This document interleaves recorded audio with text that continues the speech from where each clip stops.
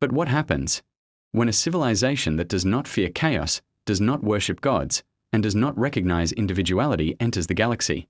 A civilization that does not negotiate, does not hate, does not pray.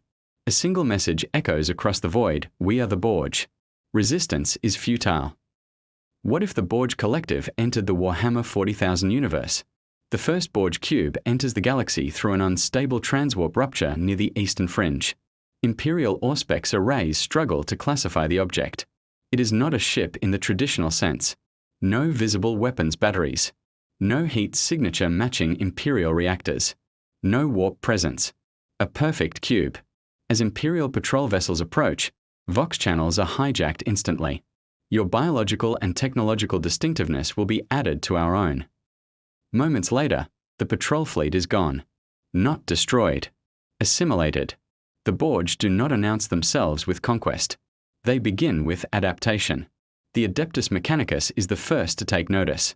Skulls scream in binaric terror as Forge World data vaults report something impossible. The enemy is learning in real time.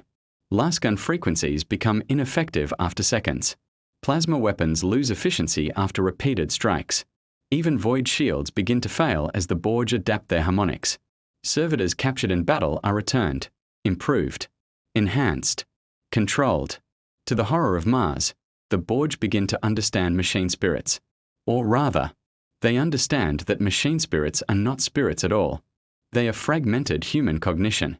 And that makes them compatible. A chapter of Space Marines is dispatched. Bolter-fire tears through Borg drones at first. Mass reactive shells obliterate bodies. But after minutes, the Borg adapt. Armor becomes resistant. Nanoprobes harden against ceramite penetration. Personal shields adjust to bolt detonations. Then the unthinkable happens. A captured Astartes is returned. Still alive. Still conscious. But speaking with many voices. The Borg have begun assimilating gene seed data. They learn of the Primarchs, the Emperor, the Warp, and they determine something terrifying: chaos is inefficient. When a Borg cube encounters a chaos fleet, the ruinous powers rejoice. At first, demon weapons tear into Borg hulls. Warp storms engulf their vessels. But the Borg do something no mortal race has ever done. They observe the warp without reverence or fear. They do not worship chaos. They do not bargain. They do not feel temptation. They analyze it. The Borg learn that diamonds require belief, emotion, identity, and the Borg remove all three. Assimilated minds become silent in the warp. No fear, no ambition, no rage. Demon possession fails. The chaos gods scream, not in pain, but in starvation. For the first time since the war in heaven, the warp begins to go quiet. Mars fractures. Half of the Mechanicus declares the Borg the Omnia incarnate, a perfect union of flesh and machine. No superstition, no inefficiency. The other half calls them abomination. Forge worlds fall, not through invasion, but conversion. Tech priests willingly submit to assimilation, believing perfection awaits. The Borg gain access to STC fragments, Titan schematics, Blackstone research. They begin constructing Borg cubes the size of moons. The Necrons recognize the Borg immediately. Another machine empire. But unlike the Necrons, the Borg still evolve. Necron Gauss weapons disintegrate drones by the millions. But the Borg adapt. Living metal is studied, reverse engineered, integrated. The Borg do what the old ones never did. They improve upon Necron technology.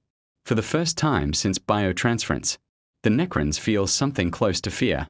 On Terra, the Golden Throne flickers. The Emperor sees the future branching. In every timeline where the Borg are ignored, humanity ceases to exist. Not through extinction. Through unity. The Emperor sends visions to Guilliman. A command with no ambiguity: they must not reach Terra. A crusade is launched greater than the Great Crusade itself. Part 8. The final WAR: The Galaxy Burns. Orcs fight the Borg endlessly, thrilled by an enemy that never stops improving. Tyranids clash with the Borg in battles of consumption versus assimilation. But the Borg do something horrifying. They begin assimilating Tyranid bioadaptations. The hive mind notices. And for the first time, the hive mind retreats. The final truth becomes clear. The Borg cannot be corrupted, cannot be bribed, cannot be terrorized. They represent the ultimate nightmare of Warhammer 40K, a future without gods, without faith, without endless war, a galaxy unified, silent, perfect,